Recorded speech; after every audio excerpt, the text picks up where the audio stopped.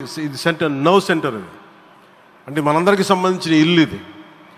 మనందరం ఎవరిని అడుగుతున్నామంటే, ఒక ప్రధానమంత్రి గారు పూర్వం సన్యాసాశ్రమంలో ఉన్నప్పుడు ఆయనకి అనికేత్ అనే పేరు పెట్టారు. అనికేత్ అంటే అర్థం పరమశివుడు, ఇల్లు లేనివాడని.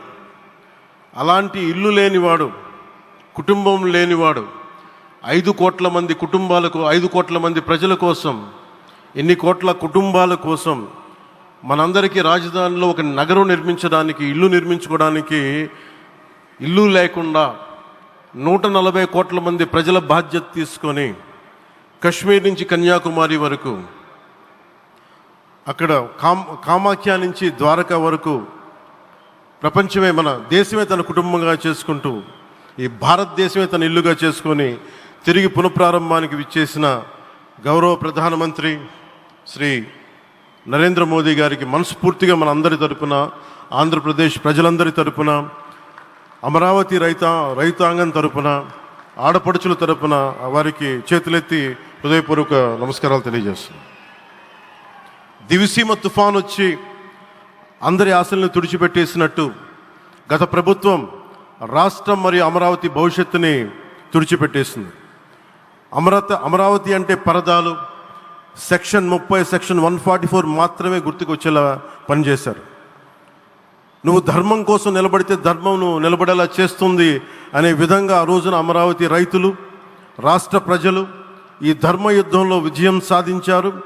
రైతులు ఇచ్చిన 11,000 ఎకరాల భూమిని త్యాగం చేసి, వారి సంకల్పం 33,000 ఎకరాల భూమిని త్యాగం చేసి, వారి సంకల్పం ఫలితంగా ఈ రోజున ఆంధ్రప్రదేశ్ రాజధాని ఆవిర్భవించింది.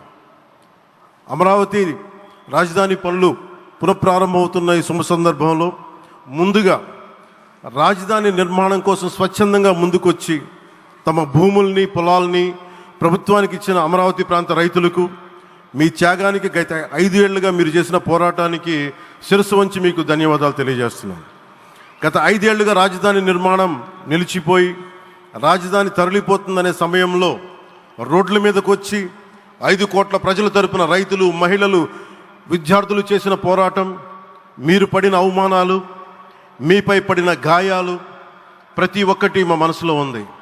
ఆ రోజున దివ్యాంగులను కూడా లాఠీ దెబ్బలు నా గుండెలు ఇంకా సజీవంగా ఉన్నాయి. ఆ బాధ మేము మర్చిపోలేదు, ఎవరిని మర్చిపోనివ్వలేదు. అందుకని దానికి సజీవ సాక్షి ఈ రోజున తిరిగి పునఃప్రారంభానికి గౌరవ ప్రధానమంత్రి గారు రాక, ఆ రోజున మహిళలు, విద్యార్థులు చేసిన పోరాటం, మీరు పడిన అవమానాలు, మీపై పడ్డ గాయాలు ప్రతి ఒక్కటి మనసులో ఉంది.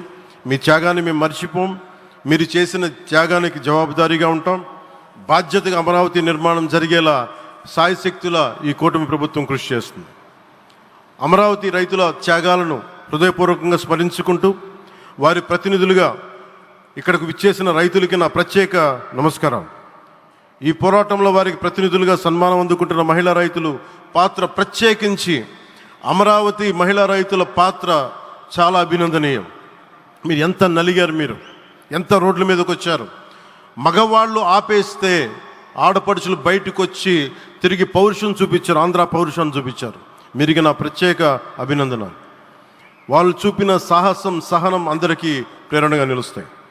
వేదిక మీద ఉన్న నా మంత్రివర్గ సహచరులకి, గౌరవ ప్రధానమంత్రి శ్రీ నరేంద్ర మోదీ గారికి, విజనరీ అయిన గౌరవ ముఖ్యమంత్రి శ్రీ నారా చంద్రబాబు నాయుడు గారికి, సోదరులు లోకేష్ గారికి, గవర్నర్ గారికి ప్రత్యేకించి నా హృదయపూర్వక నమస్కారాలు, ధన్యవాదాలు తెలియజేస్తున్నాను.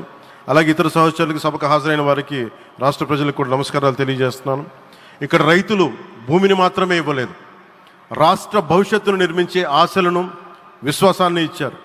కానీ 5 సంవత్సరాల్లో గత ప్రభుత్వం ఆ త్యాగాన్ని అవమానించింది. 3 రాజధానులు, అస్తవ్యస్త విధానంతో ప్రజల విఘ్నతని, అమరావతిని అగౌరవపరిచింది. ఈరోజు ఈ వేదిక నుండి మేమందరం మీకు హామీ ఇస్తున్నాం, అమరావతి మళ్ళీ ఒక ప్రపంచ స్థాయి సర్వశ్రేష్ఠ రాజధానిగా ఆవిర్భవిస్తుంది. అమరావతి ఒక ఆర్కిటెక్చరల్ జోన్, ఒక కాంక్రీట్ జంగిల్గా మిగిలిపోకుండా జవాబుదారీతనం, న్యాయం, ప్రజాస్వామ్యానికి ప్రతీకగా నిలవాలని ఆకాంక్షిస్తున్నాను. కేంద్రంలో రాష్ట్రంలో స్థిరమైన ఎన్డీఏ ప్రభుత్వం ఏర్పడిన కారణంగా అభివృద్ధి కార్యక్రమాలు వేగంగా సాగుతున్నాయి. మేనిఫెస్టోలో ఇచ్చిన హామీలన్నీ దశల వారీగా బాధ్యతాయుతంగా అమలు చేస్తున్నాం. కేవలం మ్యాచింగ్ గ్రాంట్స్ ఇవ్వని కారణంగా గత ప్రభుత్వం రాష్ట్రం కేంద్రం నుంచి పొందాల్సిన వేల కోట్లు నష్టపోయింది. కానీ ఈ ప్రభుత్వం కోఆపరేటివ్ ఫెడరలిజం స్ఫూర్తితోటి పరస్పర సహకారంతో పనిచేస్తున్నాం. రాష్ట్రంలో రహదారులు, రైల్వే, పారిశ్రామిక రక్షణకు సంబంధించి ఈ రోజున మన అమరావతియే కాకుండా రాష్ట్రంలో రహదారులు, రైల్వే, పారిశ్రామిక రక్షణకు సంబంధించి ఈ రోజున 1,07,00,000 కోట్ల విలువైన అభివృద్ధి పనులకి ప్రధాని గారు శంకుస్థాపనలు, ప్రారంభోత్సవాలు చేస్తున్నారు. రాయలసీమలో గుంతకల్ రైల్వే, గోరంట్ల హైవే లాంటి వివిధ కార్యక్రమాలకు, ఉత్తరాంధ్రలో పిఎం ఏక్తా మాల్ లాంటి వివిధ పనులకు ఈరోజు శంకుస్థాపన, ప్రారంభోత్సవం చేస్తున్న ప్రధానమంత్రి గారికి నా హృదయపూర్వక కృతజ్ఞతలు.